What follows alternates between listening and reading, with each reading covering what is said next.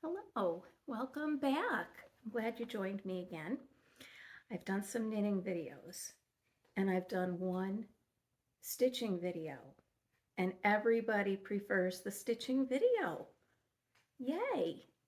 I like stitchers. Stitchers are really, really good people, I've found.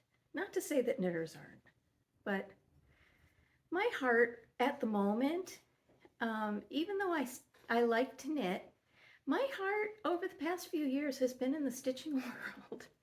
But today, what I'd like to show you is some of my past work. I stitched a very, very long time ago.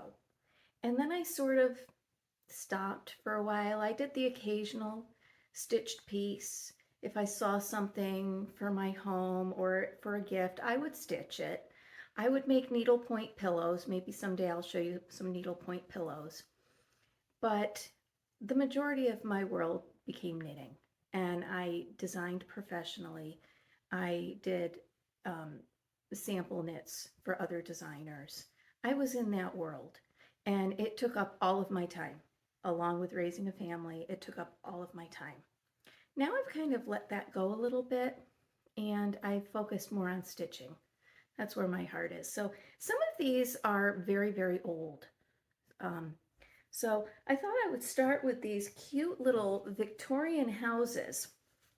Now they're in kind of sorry condition at the moment. They were in a frame. I think they were in oval frames. And I decided that, it wasn't my taste anymore. They were silly little things that I did when I was very young. And I think I passed them on to my mother. She took them out of the frames and I think maybe donated the frames, but she didn't have the heart to let these go. She knew that I would want them someday. And she was right. This one was my favorite. Look at that adorable house. These are done on Aida. And I don't know, they look like they're 16 count Aida. But I really, really like these. I'm not sure what I'll do with them. I don't know if I'll incorporate them into something, maybe. I don't have any project bags at all. I've never had a project bag. As I say, I work out of my basket and I tend to do one project at a time. But wouldn't those look really, really adorable on the front of a project bag? So maybe I'll try to do some project bags and incorporate those as sort of my foray into the sewing world of project bags. Another really old piece, not counted cross stitch, but needlepoint. This was a needlepoint sampler that I did. There was a book that came out years and well, this is dated 1980, so that's how old this is. It was a sampler book on needlepoint, and you made a pillow or you made a framed piece. I chose to do a framed piece. And what I want to show is how much more we know now than we did then. Look at my initial S. Can you see where, it's an obvious color change. This was the same, what is this? Tapestry yarn. It's the same color. But I don't know if it was, I think probably what happened was the blue in this S, I did it so sloppily that maybe some of the fibers morphed over, but it's a clear line. So I don't know, maybe I had a skein. I don't even remember how they were put up in those days. What they were called, I think.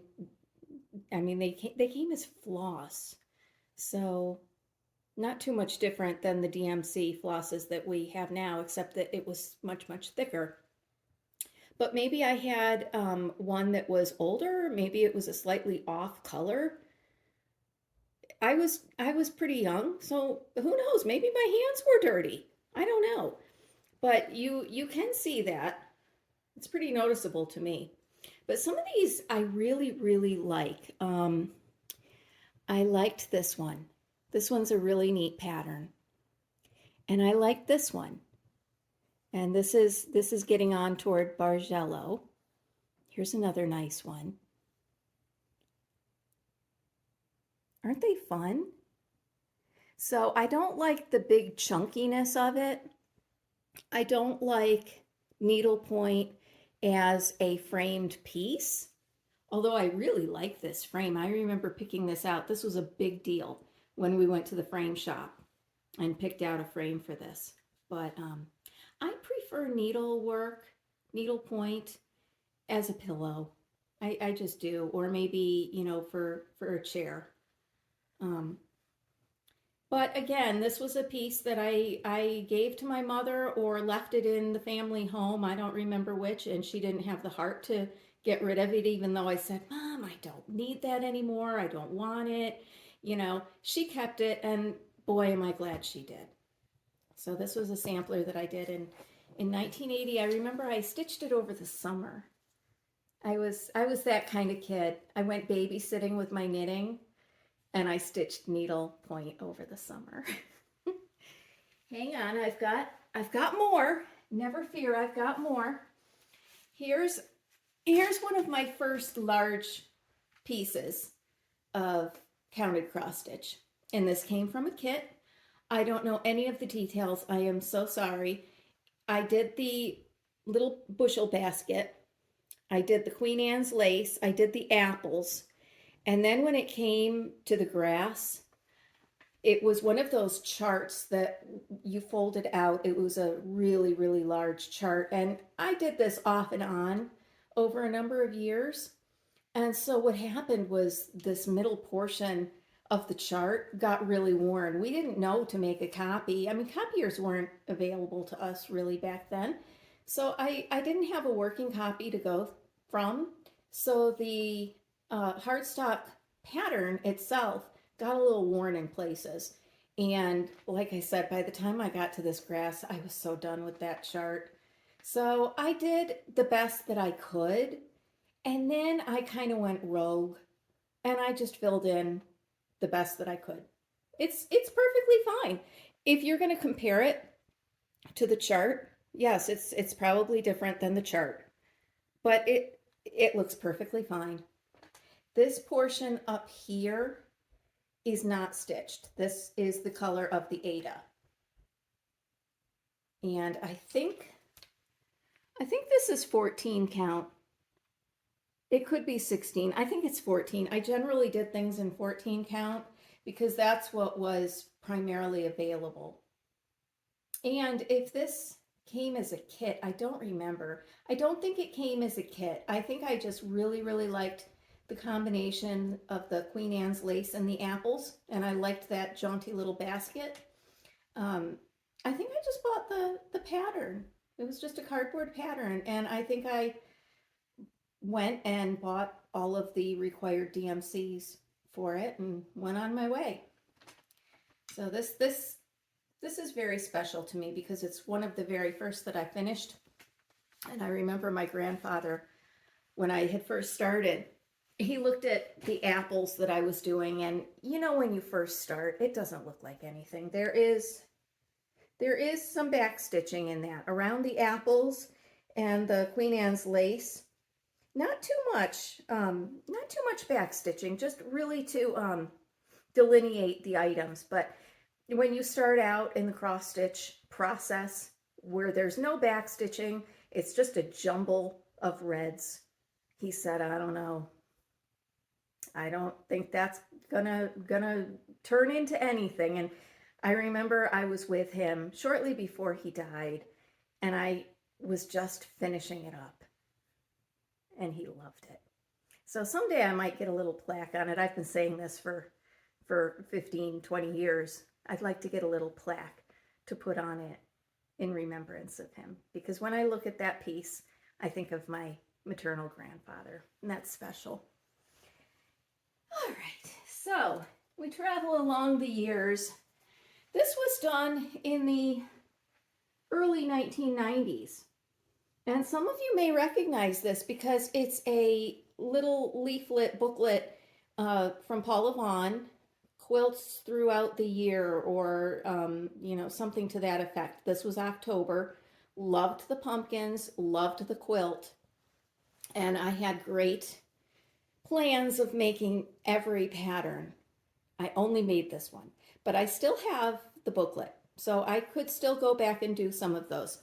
It's very, very nice.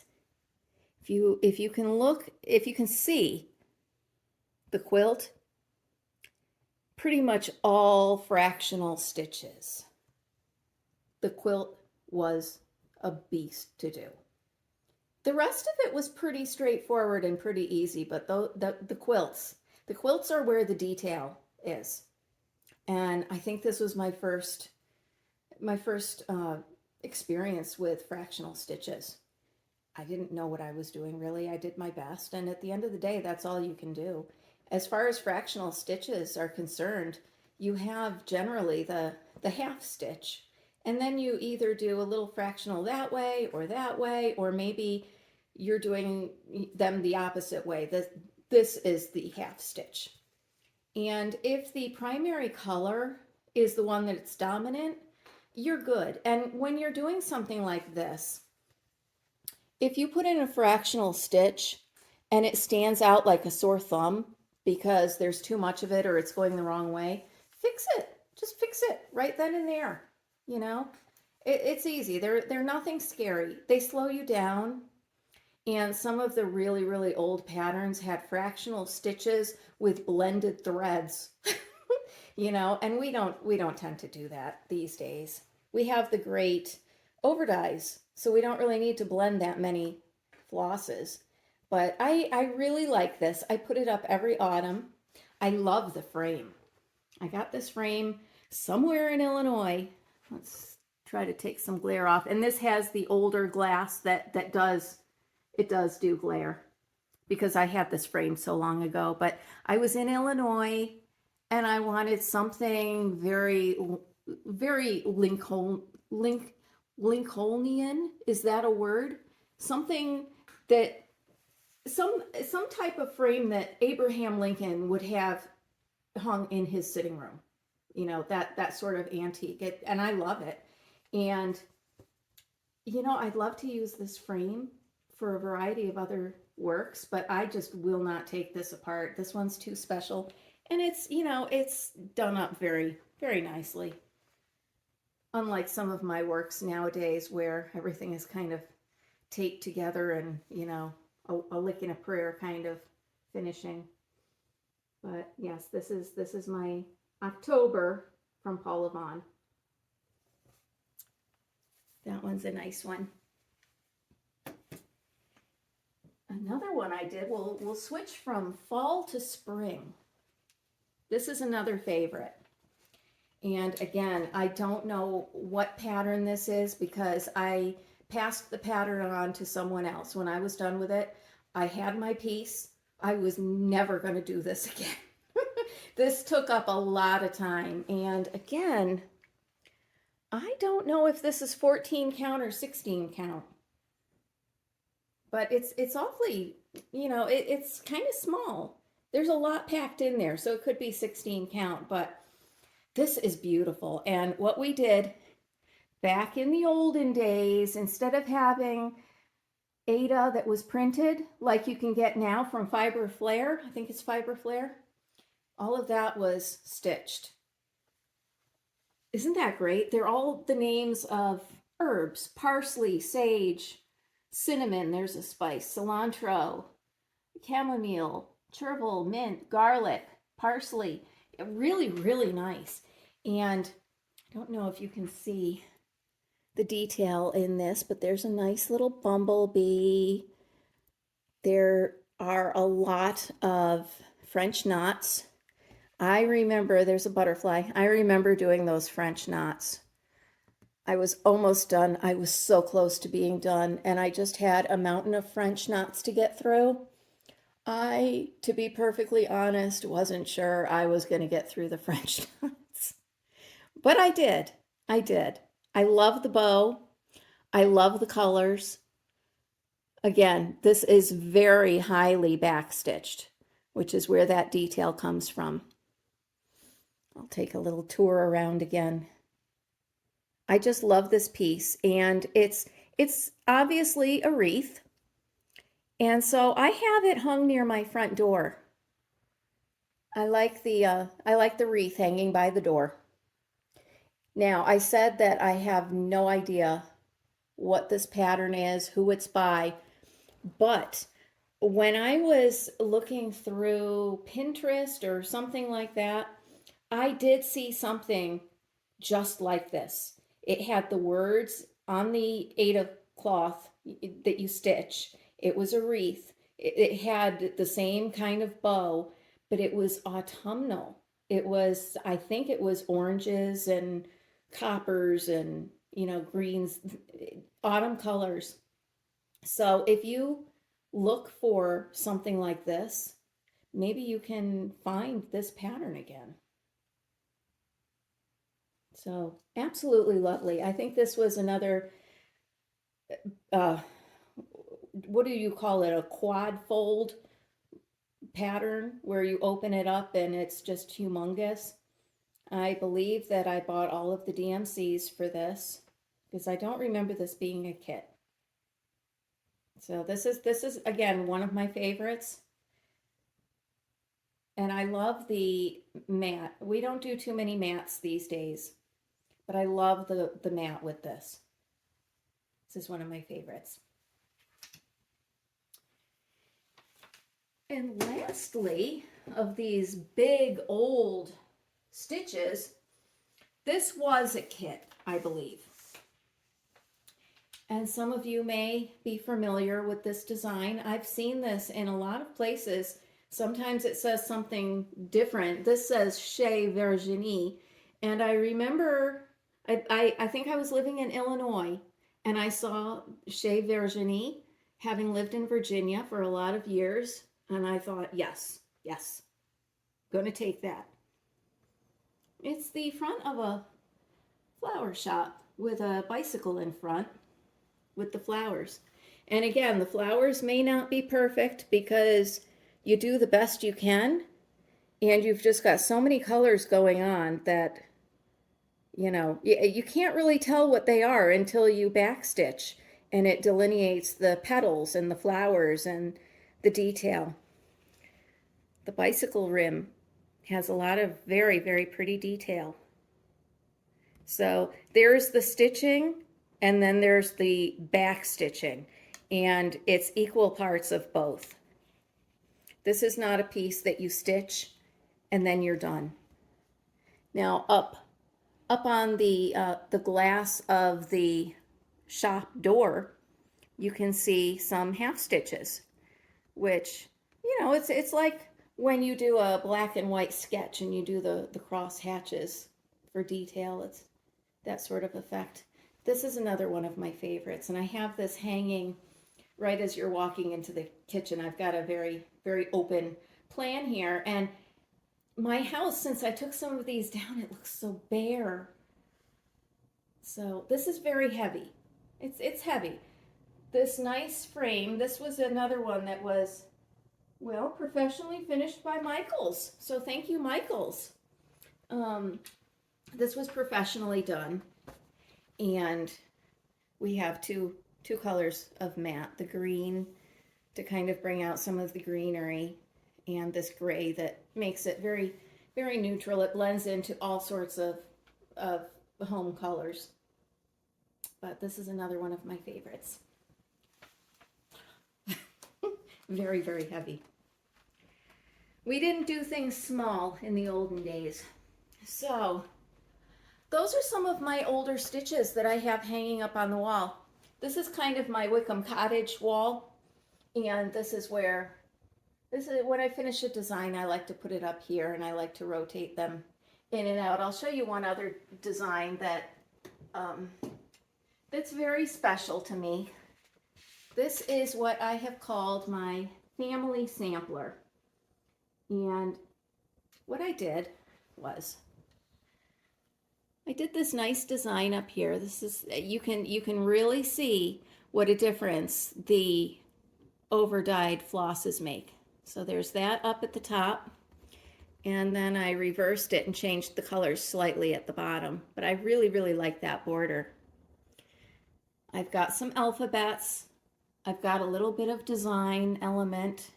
This border I really, really like, the yellow and the sort of pink and blue. I really like that one. That speaks to me. And I've got some Norwegian flowers or stars, because that brings the family sampler. It sort of brings my love of knitting into it. Now along here I've got some family members' initials, and what was done in the past, which I did here, the black denotes those family members who are deceased. These were my grandparents. The blue are males. The pinks are females. We got a lot of females in our family. So, and then the very sad bit of this. This is a question, and if you'd like to chime in, please feel free. These are my maternal grandparents. They're in black. Obviously, they've been gone for a very long time. These are my mother's initials, and they're in pink, because when I did this, she was alive, and now she's gone. So do I take the pink out and stitch it in black? Or do I leave this as a living memory of how things were when this was done? I don't know. I don't know. So give me some feedback if you'd like to. The back, like I said, a lick and a prayer. So it really would not be too hard for me to take this out and make some changes, because I do have 2 babies to add to this. So I did a blue house. I grew up in a slate gray blue house. It was later painted like a barn red. Not this shape or anything. This was one of my early house designs. I'm not in love with it.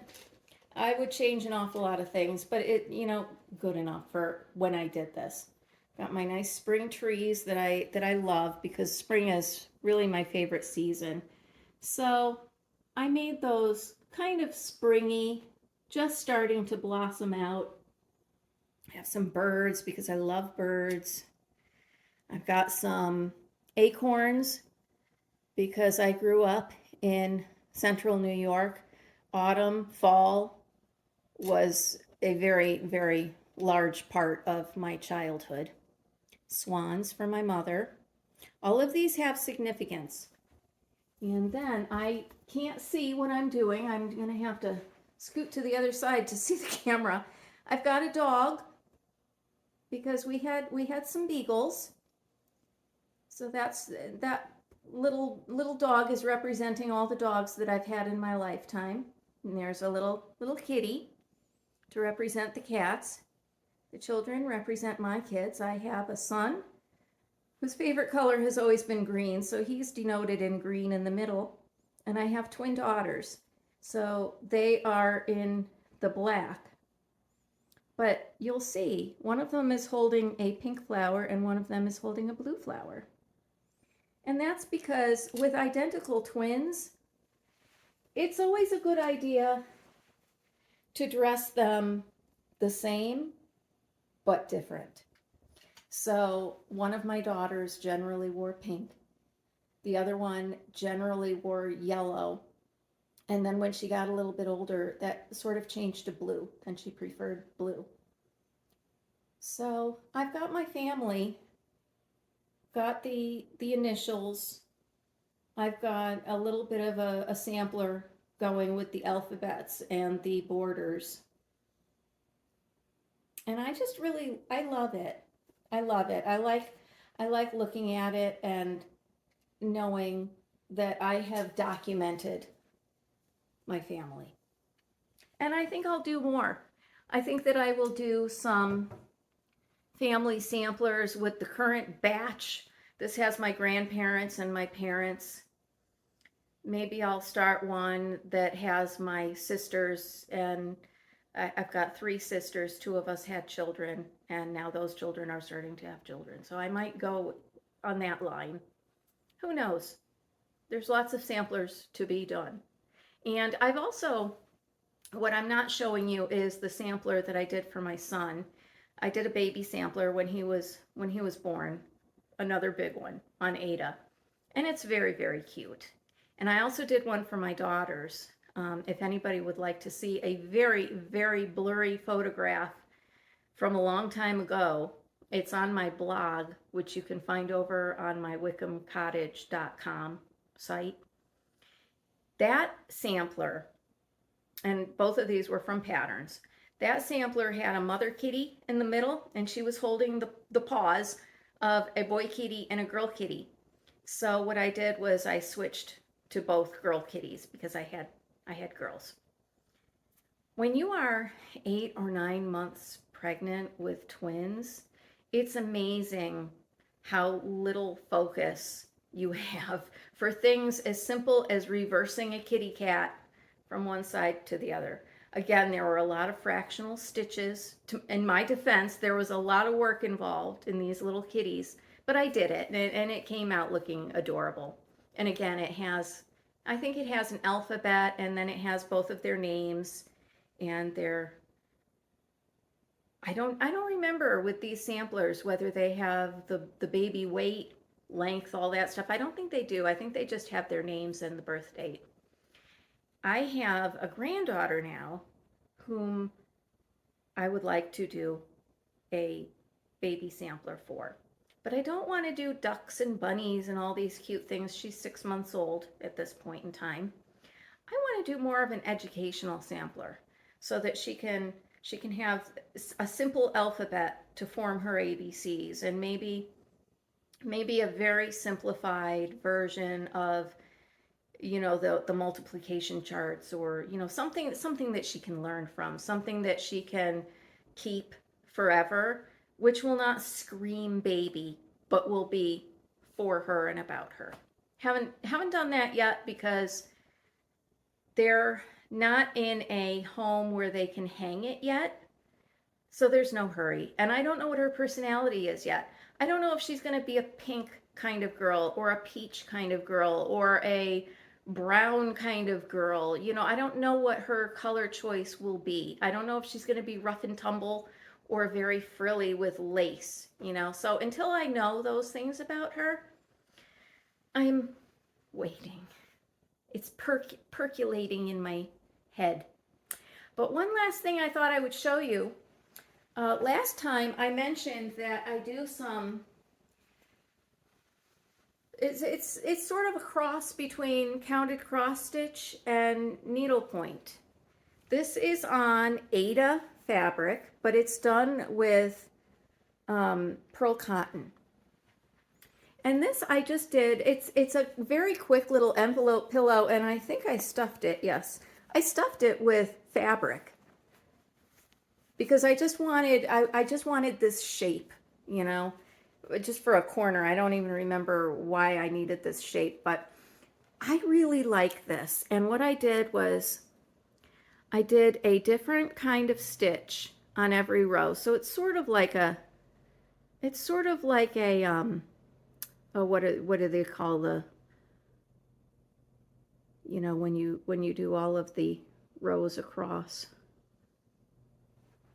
My brain hasn't gotten beyond the 8 or 9 months pregnant, I guess. But I really, really like this. Mainly blues and greens are my thing, with either a touch of yellow or a touch of red. This one I did them both. Now, what I want to show you is I did this. It was, you know, on the corner of a chair or a sofa for, I don't know, 6, 8 months. And the more I looked at it, the more I really, really loved this design. This is done in, let's see, this is done in tent stitch. And I also liked this design. This design is very quick because these are long stitches. You're not going into every hole. You're just going from there to there and back to there and there and there and there. And it goes very, very fast. So what I did was I made another pillow, and I incorporated that first pattern along the border and the second one in the middle. And look at how lovely this pillow is. Again, it's one of my favorites. Now, I will possibly do this one again. This was done. Okay, I think I misspoke. I think the other pattern was full cross stitches and it was just too tight. And so this one, what I decided to do was tent stitch to make it easy, because this is sort of, well, it's not sort of, it is needlepoint. You see, it's the white is stitched. It's not the color of anything. It's not linen showing through. It was all stitched. This, however, because you're doing these long stitches, you can see the Aida cloth coming through, which I think is kind of nice. And you don't really see the holes in the Aida cloth. It just gives another dimension to it. And so I really like this pillow. Again, an envelope back. It's got a standard pillow form. So I think what I did was I measured this out so that this would fit a standard pillow form. Sometimes I have them on a chair together, and sometimes I don't. They can stand alone, but I really like this design. You will probably see it in my work again because I really, really like it. That would be nice. You know, there's so many, when you get going in this craft, there's so many things you could do. I can see doing, you know, various rows, each in a different color. You could do Crayola crayon colors. You could do rainbow colors. You know, you could do morphing from light blues to dark blues, or, you know, whatever you want to do. You could do this and alternate it with a different pattern. Once you get started, you know, the littlest nugget, you can just form so many different designs. But this is one of my favorite pillows, and it goes fast. The slowest is this pattern because you're reading a chart and every little stitch is formed. But when you're doing tent stitch in needlepoint, it tends to go very, very quickly. So that's a fun I almost said sweater, a fun pillow. And my last pillow that I want to show you is a black work pillow. It's got the same general feel as this one, but this is black work, back stitch. And can you see that neat effect? This was some Aida. Now I buy linen, I stitch on linen. I was at Michael's and I saw this Aida and I could not resist it. It was so cool. It's another one of these that's printed on. So it goes from green to blues to more yellows and greens, and I'm glad that the camera is showing it pretty well because it's a pretty neat fabric. What I did was just these simple stitches, and I formed a little bit of a grid. And I think I was testing out a pattern design, and it was going to be like a very small pin cushion kind of thing. And I just had so much fun doing it. It got bigger and bigger and bigger. And I said, you know, that would make a really great pillow. And I think it does. This pattern is basic and simple, and it would be great on its own. It would be great with those DMC and over-dyed flosses that have big jumps. They're morphing from reds to greens to blues to, you know, all sorts. It would be good in that. It would be good in a simple, if you want to do it on a plain Aida or fabric flare or whatever. But look at how cool that looks. It's like putting the sky in a pillow form. And I was getting it out to show it, but I might just put it on a chair and start enjoying it again. You know? So I really like that too. So I think I've shown you enough. I've taken up enough of your time. I am currently finishing up another sweater, and then I am going back to my stitching. I want to finish my blue alphabet that has a name, and I can't remember. I haven't been near it in so long. maybe 2 weeks. I can't even remember what I named it. I just think of it as the blue alphabets. But I'm going to go back to that, and I've got some various small projects that I'd like to get done. So as soon as I have something more to show, I will. So thank you for coming back to join me again. I'm glad I have support from the Stitchers out there. Stitchers are wonderful people. And I'm sorry that I don't have a million whips to show, but maybe we'll get there. Maybe we'll get there in 2024. Maybe I'll have an awful lot of whips, and at the end of the year, I can show you what I didn't get done. But I doubt it, because I tend to do one project at a time and I tend to get them done. So I will see you next time. Keep your angels close to you. Take care, and I'll see you soon.